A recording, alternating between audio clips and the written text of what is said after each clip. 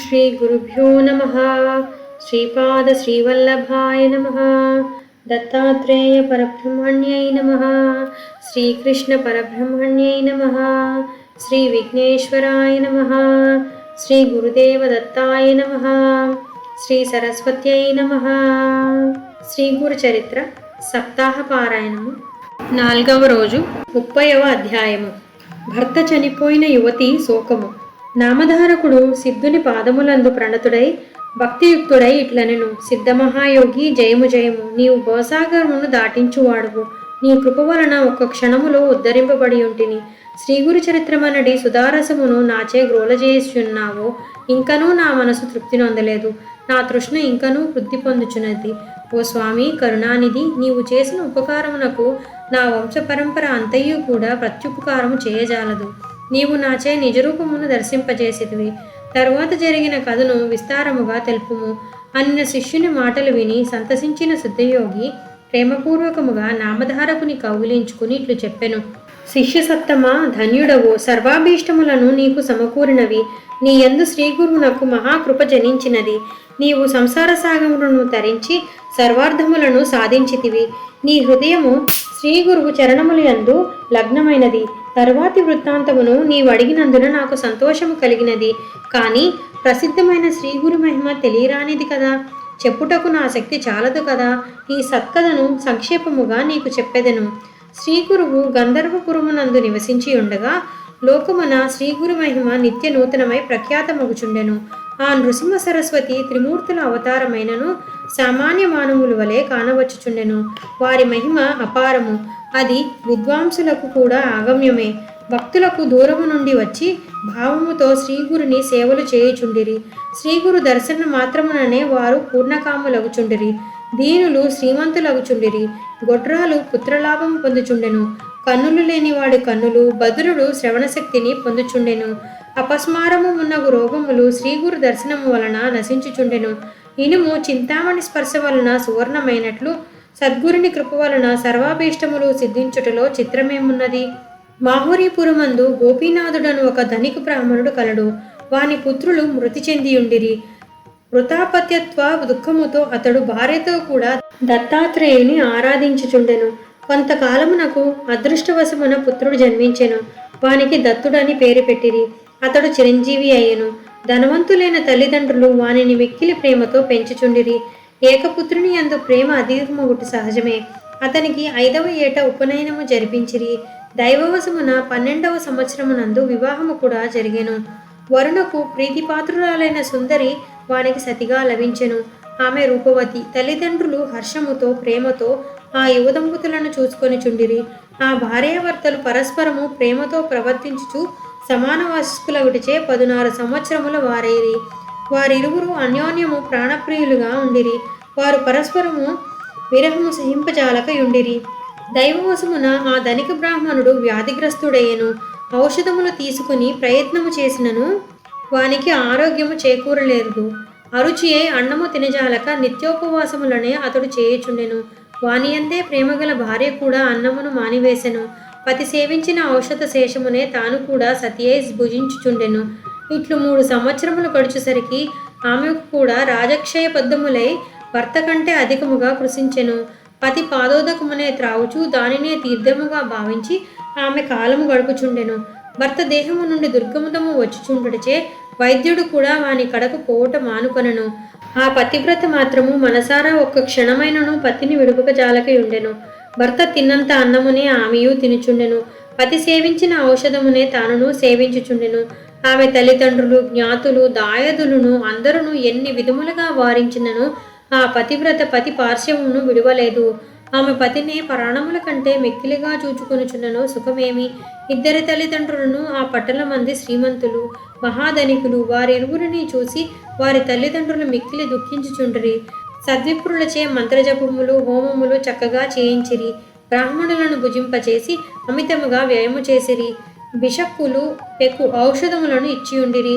అయినప్పటికీ ఆ మహారోగము శాంతింపలేదు. తల్లిదండ్రులు జ్యోతిష్కుని అడిగిరి. కులదేవతను అర్చించిరి. విధివశమున వానికి ఆరోగ్యము కలుగలేదు. మనుష్యులు ఇతనిని కాపాడజాలరు. ఈశ్వరుడే రక్ష అని వైద్యులు పలికిరి. వైద్య వచనములు విని తల్లిదండ్రులు దుఃఖితులయ్యి, స్వామి జగన్నాథ దత్తాత్రేయ గురుత్తమ జయము జయము, నిన్ను ఆరాధించి పుత్రుని పొందియుంటిమి. అయినను మా పాపము ఇంకమును అధికముగానున్నది. దీనునకు నిధి ప్రాప్తించియనును అది ఎట్లు నిల్చును? మా వంశమునందు ఒక్కడే స్థుడు. వానిని రక్షింపకయున్నచో దత్తాత్రేయ స్వామి నీ ఎదుట ప్రాణములను అర్పింతుము అని తల్లిదండ్రులు విలపించియుండిరి. సుతుడు తన తల్లిదండ్రులను కౌగిలించుకొని వారిని ఊరడించుచు, నేను జన్మాంతరమున మీ యొద్ద చేసిన రుణమున్నంత వరకును అనుభవించియుంటిని. రుణమును బట్టియే సంబంధము నిలిచును కదా అని నా పుత్రులు మాటలు విని అతని తల్లిదండ్రులు మూర్చపోయిరి. పుత్రుని భయపడి వారి మహాదుఃఖముతో స్పృహ కోల్పోయిరి. నాయన, మా ఇద్దరిని నిరాశలను చేయవద్దు. నీవే రక్షకుడు అని మేమిద్దరము నిశ్చయించుకొంటిమి. మా వార్ధక్యమున మమ్మిద్దరును రక్షించువాడెవడు? ఇది నీకు ధర్మమేమో చెప్పుము అన్న తల్లిదండ్రుల పలుకులు విని ఆ యువరోగియు ఏడ్చుచు, సర్వము ఈశ్వరాధీనము, మానవ ప్రయత్నం ఇందేమున్నది? తల్లి రుణమును సుతుడు ఎట్లు తీర్పగలడు? నేను మీ గర్భమున పడినది మొదలు కష్టపెట్టుచునే ఉన్నాను. ఎప్పుడునూ కొద్ది సుఖమైనను నేను మీకు కలిగింపలేదు. అడుగడుగునా కష్టములనే కలిగించి ఉంటిని అని ఇట్లు తల్లికి తండ్రికి ఆ యువకుడు బోధింప మొదలుపెట్టెను. ఆ తరువాత వారిరువురకు బోధించి పిమ్మట ప్రియురాలిని చూసి, ప్రాణేశ్వరి వినుము, నా దినములు పూర్తి అయ్యను. కావుననే నీకిట్టి కష్టములు నేను కలిగించి ఉంటిని. ఇది జన్మాంతరమందలి వైరము వలన సంభవించిన కష్టము. ఈ ఇంటనున్నచో నిన్ను మా జననీ జనకులు సుతుని వలె కాపాడెదరు. అయినను కష్టమనియే తలచినచో మీ పుట్టింటికి వెడలుము. నా దుష్టాంగ స్పర్శతో నీ సౌందర్యమునంతను నశింపచేసి తిని అని పలుకగా ఆమె భర్త మాటలు విని మూర్ఛితి అయి పడిపోయెను.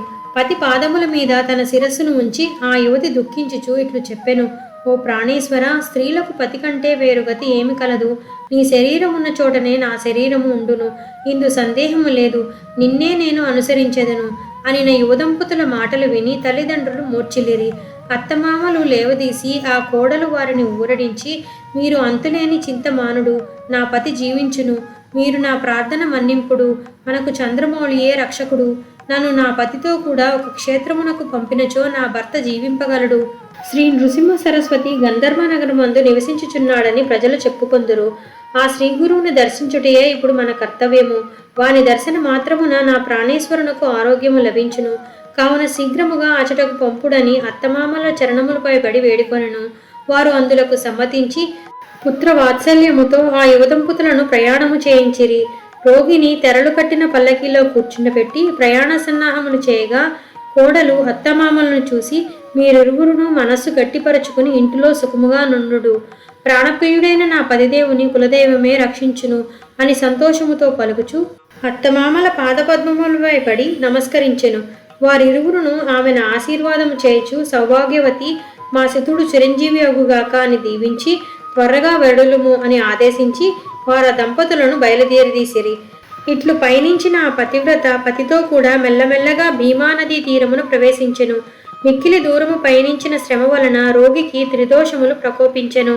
అందుచే ఆమె ఆ రోగిని ఒక గ్రామ సమీపమున అతి కష్టముతో పల్లకీ నుండి దింపెను. శ్రీగురువులు ఎచ్చట ఉన్నారని ఆమె జనులను అడిగెను. శ్రీగురువులు స్నానమునకు వెడలిరి అని అచ్చట జనులు తెలుపగా ఆమె శ్రీగురువుల సమీపమునకు పోవుటకు బయలుదేరెను. ఇంతలో ఆ పతివ్రత తన పతిదేవుని అంత్యకాలం ఆసన్నమైందని గ్రహించి భర్త దగ్గరకు వచ్చెను. ఆ వనిత చూచుచుండగానే ఆమె భర్త ప్రాణములు అకస్మాత్తుగా వెడలను. అయ్యో అని ఆక్రందించుచు ఆమె తానును మరణింప సమకట్టి చురకత్తిని చేపట్టెను. అంతలో అచ్చట జనులు ఆమె ప్రయత్నము నివారించిరి. ఆమె అంతట, అయ్యో దైవమా, నాకెట్టి గతి సంప్రాప్తించెను. దేవా, నీ మీద యాసతో నేను ఇచ్చటికి వచ్చి ఉంటిని. నీవే నా ప్రాణరక్షకుడువు. పూజకై దేవాలయమునకు చేరగా ఆ దేవాలయమే మీద పడుట ఎప్పుడునూ వినియుండలేదు. దప్పిక తీర్చుకొనుటకై మానవుడు నీరు త్రాగవలెనని జలాశయమును చేరగానే వానిని మొసలి మింగివేసిన రీతిగా నాకిప్పుడు కష్టము దాపరించెను. నేను దురదృష్టవంతురాలను, పతిఘాతినై అత్తమామలను తల్లిదండ్రులను వదిలి విదేశమును వ్యర్థముగా వచ్చి ఉన్నాను. ఇట్లు దుఃఖించుచున్న ఆమెను చూసి పౌరులందరూ వచ్చి ఆమెకు బోధించుచు వ్యర్థముగా రోధింపకమనిరి. పుణ్యస్త్రీలచట చేరి ఏల ఏడ్చదువు వలదు, ఏడవవలదు, తెలివి తెచ్చుకుని ముందు జరగవలసినది విచారింపుము, ఇంకొక విధముగా మార్చుటకు ఈశ్వరుడెవరు అని ఆమెకు గట్టిగా బోధించిరి. ఆ యువతి మిక్కిలిగా దుఃఖించుచు వెనుకటి సంగతులను స్మరించుకొనుచు, అయ్యో తల్లి, ఏమి చెప్పను, నేనెట్లు జీవింపగలను? కొండంత ఆశతో గురు సన్నిధి చేరి తిని నా జీవితమును రక్షింపగలవాడెవడు? ప్రాణేశ్వరుని విడిచిపెట్టి నేనెట్లు నిలవగలను? బాల్యమందే గౌరీశంకరులను పూజించి ఉంటినే.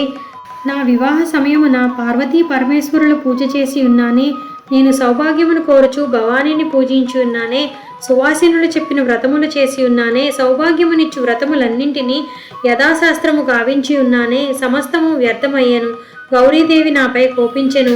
నా పసుపును కంఠసూత్రమును అపహరించుటకై చోరుడు వచ్చి ఉన్నాడు. నా పుణ్యం ఎక్కడికి పోయినది? గౌరీశిని పూజ వ్యర్థమైనది. ఏమి చెప్పనమ్మా సోదరి, ఇక ముందు ఎక్కడ ఉండగలను? నా ప్రాణపతి గతించెను. నా ఈ ప్రాణేశునకు ఇతరులు ఎట్లు పరికాగలరు? అమ్మా అనుచు ఆ పతివ్రత దుఃఖించెను. పతి ముఖమును మాటిమాటికి చూసుచు మరలా ఇనుమడించిన దుఃఖముతో రోధించుచుండెను. ప్రాణహీనుడైన ఆ పతినే కౌగిలించుకుని ఆ సుదతి రోజించునే వెనుకడు దినములను భర్త స్నేహమును తలుచుకొని ఏడ్చుచుండెను. స్వామి ప్రాణేశ్వర, నన్నేల విడిచిపెట్టి పోగోరితివి. నీ మాట నేనెప్పుడునూ దాటి ఉంటినా? నన్నేల ఉపేక్షించుచున్నావు? ఓ నాథ, నిధివలే నీవు నాకు లభించి ఉంటివి. నాశనమును నేనే తెచ్చి తిని నీ వారిని బంధువులను అందరూ విడిచి నిన్ను నేను ఇచ్చటకి తీసుకొని వచ్చి తిని, అందుచేతనే నాశనము సంభవించినది. దశరథుడు శ్రవణకుమారుని చంపినట్లు నేను చంపియుంటిని. నేను నీ తల్లిదండ్రులను విడిచిపెట్టించి నిన్ను నేను చంపియున్నాను. ఈ వార్త విని అత్తమామలిద్దరూ ప్రాణములు త్యజించెరదు. ఇట్లు నాకీ 3 హత్యల పాపము చుట్టుకొనును. నేను లోకములో పతిఘాతినిగా పేరుపడుదును. నన్నందరూ నిందింతురు. ఓ వదాన్య ప్రాణేశ్వర, బలాత్కారముగా నేను నీ ప్రాణములను హరించి ఉన్నాను.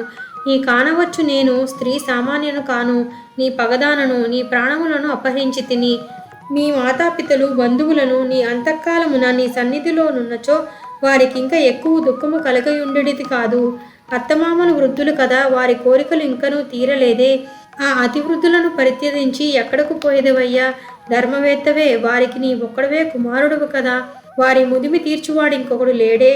నేను దీనురాలను, దిక్కులేని దానను. ప్రాణేశ్వర, మమ్ము విడిచి ఏలపోయేదవు?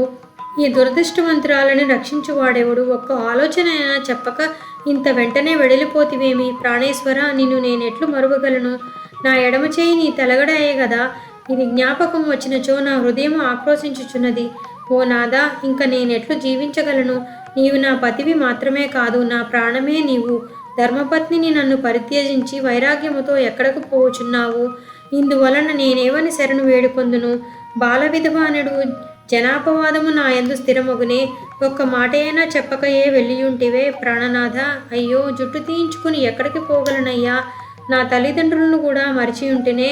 వారు పిలిచియున్నను నేను పుట్టింటికి కూడా వెళ్ళియుండలేదే. ఇప్పుడు ఎట్లు పోవలను?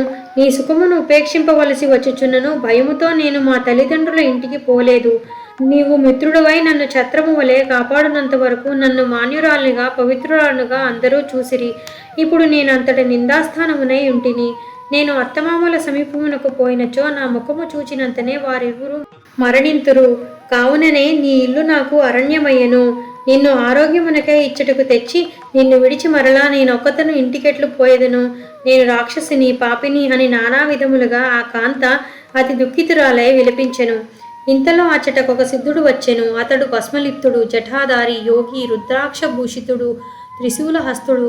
ఆ వచ్చిన తాపసి ఎదుట నిలిచెను. ఆమె నోదార్చుచు ఆ సిద్ధుడు, భీతురాల, మూర్ఖురాలి వలె ఏల ఏడ్చుచున్నావు? లలాట లిఖితము ఎప్పుడునూ పరిహార్యము కాదు కదా. ఆర్జితమైన పూర్వ కర్మఫలము శాశ్వతము. అది నీ వెనుకనుండగా వ్యర్థముగా విలపింతువేలా? 8 దినములు ఇట్లు విచారించునున్నను వీనికి ప్రాణములు మరల రాగలవా? మౌఢ్యముతో దుఃఖించుచున్నావు. భూమి యందు చిరంజీవి ఎవడున్నాడు? మృత్యువునకు లోబని వాడెవడు? నాకు వివరించి చెప్పుము. నీవితడు నా పతి అందువే. ఇతడు ఎక్కడ నుండి వచ్చెనో ఎక్కడకు పోయెనో చెప్పగలవా? నీ పతి ఎవడు? నీవెవరు? నీ తల్లిదండ్రులు ఎవరు?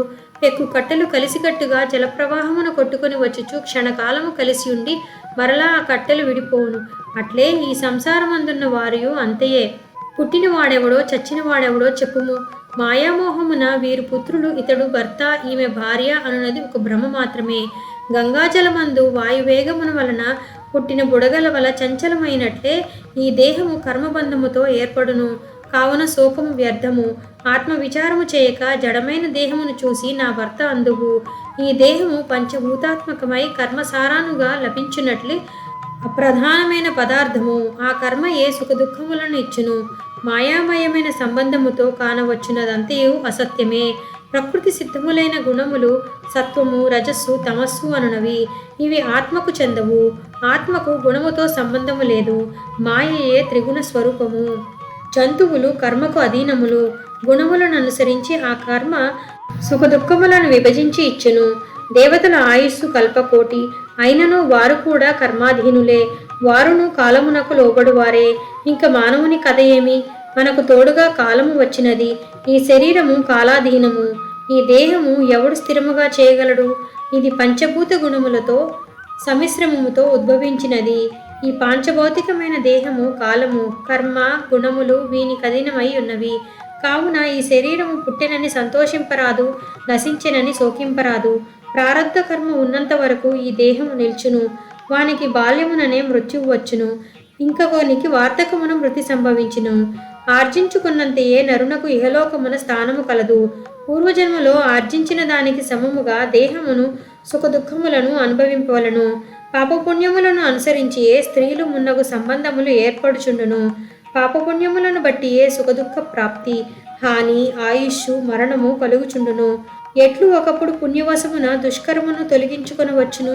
కానీ దేవతలకు, మానవులకు, దానవులకు కూడా కాలము మాత్రమే నివారింప సఖ్యము కాదు. 100 జన్మలకు నీవు ముందు ఎవని భార్యవు, అట్లే మున్ముందు ఎవని భార్య కాగలవు? నీవు వ్యర్థముగా దుఃఖించుచున్నావు. ఇది విచారించుట నీ మూర్ఖత్వమే. చర్మము, మాంసము, రక్తము, కొవ్వు, ఎముకలు, శ్లేషము, మూత్రము, మలమూల స్వరూపమైన ఈ దేహము పైన లోపల కూడా ఏవగింప కలిగించున్నది. ఇట్లు అసహ్యమైన ఈ దేహము స్వార్థముతో చూడనేలా? మలమూత్రాత్మకమైన ఈ శరీరమునే శ్రేష్టమనుకొందువేళ. సంసార సాగరమును దాటుట ఏ విధముగా నగునో అట్టి ఆలోచన చేయవలెనని సిద్ధుడు బోధించెను. ఇట్లు ఆ పతివ్రత తాపసునిచే బోధింపబడి దుఃఖితి అయినను వాని బోధన యందలి స్నేహభావమును తెలుసుకొని శోకమును విడిచిపెట్టెను. చేతులు జోడించి వాని పాదములు యందు శిరము ఉంచి వినతురాలయ్యి కరుణగొల్పునట్లుగా, స్వామి నన్ను ఉద్ధరింపుము, ఏ మార్గమున నేను పోవలేనో ఉపదేశింపుము. దయానది, నీవే నా తల్లివి, నీవే నా తండ్రివి, రక్షింపుము, నీవు ఆజ్ఞాపించినట్లు ఆచరింతును అని ఆ సిద్ధుని వేడుకొనెను. ఆమె మాటలు విని ప్రసన్నవదనుడై ఆ తాపసి స్త్రీలకు ధర్మబద్ధమైన ఉభయధారకమైన ఆచారమును ఉపదేశించెను. ఇతి శ్రీ గురుచరిత్ర పరమకథా కల్పతరౌ శ్రీ నృసింహ సరస్వతోపాఖ్యానే కర్మకాండే సిద్ధనామధారక సంవాదే పుణ్యయువతి వృత్తాంతో నామ 30 సమాప్తః.